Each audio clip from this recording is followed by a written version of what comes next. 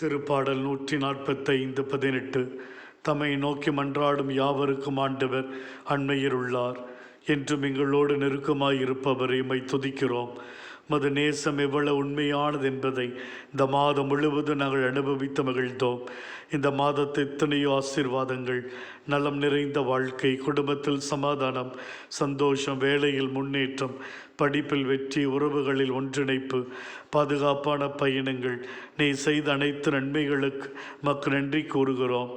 எங்கள் வாழ்வில் எதிர்பாராத நோய்கள், துக்கங்கள், துயரங்கள், இறப்பு என்று பல்வேறு துயர நிகழ்வுகளும் கடந்து வந்திருக்கின்றன.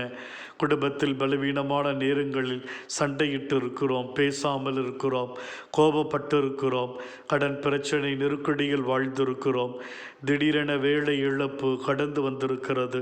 பொருளாதார கஷ்டம் எங்களை வாட்டி இருக்கிறது. டெங்கு காய்ச்சல், மாரடைப்பு, எதிர்பாராத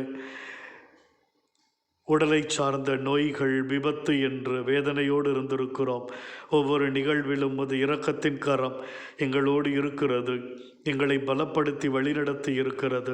நான் இருக்கிறேன் என்கிற நம்பிக்கையை எங்களுக்கு தந்திருக்கிறது. எதுவும் கடந்து போகும் என்ற உணர்வை கொடுத்திருக்கிறது. இந்த மாதம் முழுவதும் நீ செய்த அனைத்து நன்மைகளுக்கு நாங்கள் நன்றி செலுத்துகிறோம்.